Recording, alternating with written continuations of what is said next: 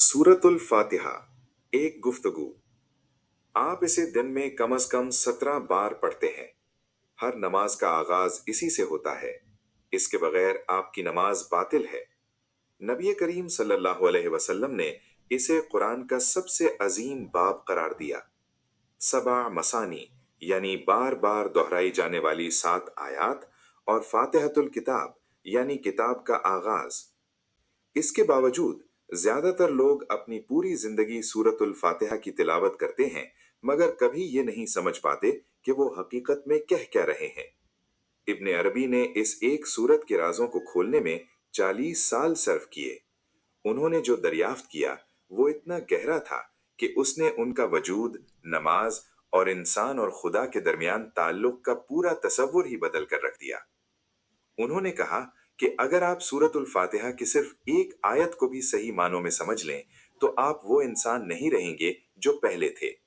अगर आप तमाम 7 आयात को इस तरह समझ लें जैसे कि उन्हें समझने का हक है, तो गोया आपने पूरा कुरान समझ लिया, क्योंकि कुरान की हर दूसरी आयत दरअसल उसी का फैलाव है जो फातिहा में इख्तिसार के साथ मौजूद है। आज मैं वो बयान करूंगा जो इब्ने अरबी ने इन 7 आयात में देखा था। ये वो ग्रामर का तज्जिया नहीं है जो आपने स्कूल में पढ़ा, ना ही तिलावत के वो फजाइल हैं जो आपने खुतबों में सुने, बल्कि ये वो माबादु तबियाती ढांचा है, मेटाफिजिकल आर्किटेक्चर है जो हमारी नजरों के सामने छुपा हुआ है। क्योंकि एक बार जब आप वो देख लेंगे जो उन्होंने देखा, तो आपकी जिंदगी की हर नमाज एक बिल्कुल मुख्तलिफ तजर्बा बन जाएगी।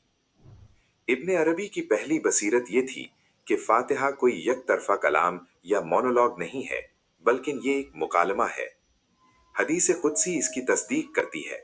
अल्लाह ताला फरमाता है, मैंने नमाज यानी सूरतुल फातिहा को अपने और अपने बंदे के दरमियान 2 हिस्सों में तकसीम कर दिया है। पहला हिस्सा मेरे लिए है और दूसरा हिस्सा मेरे बंदे के लिए है, और मेरे बंदे के लिए वो है जो वो मांगे। इब्ने अरबी ने निशानदही की कि ये तकसीम ठीक कहाँ होती है और ये क्यों अहम है। पहली 3 आयात अल्लाह के लिए हैं। जब आप कहते हैं बिस्मिल्लाहिर्रहमानिर्रहीम, अल्हम्दुलिल्लाहि रब्बिल आलमीन, अर्रहमानिर्रहीम, मालिकी यौमिद्दीन, तो आप अल्लाह से मुखातिब नहीं हो रहे, बल्कि अल्लाह के बारे में बात कर रहे हैं। आप तस्लीम कर रहे हैं कि वो कौन है और क्या करता है। ये आयात हकीकत, सच्चाई और खुद वजूद की फितरत को कायम करती हैं। इब्ने अरबी इसे कायनाती रुख कहते हैं। इससे पहले कि आप कुछ मांगे, इससे पहले कि आप किसी जरूरत या ख्वाहिश का इजहार करें, आपको पहले खुद को उसके साथ हम आहंग करना होगा जो हकीकत मुतलक है।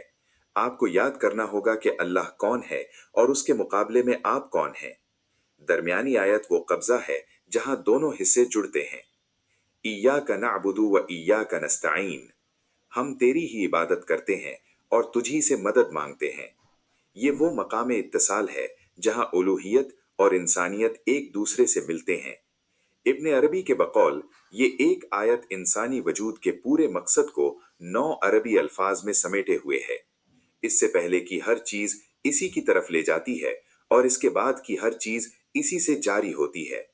यहाँ बंदा बैक वक्त अल्लाह की तरफ अपने मुकम्मल रुख और अल्लाह पर अपने मुकम्मल इन्हिसार का ऐलान करता है।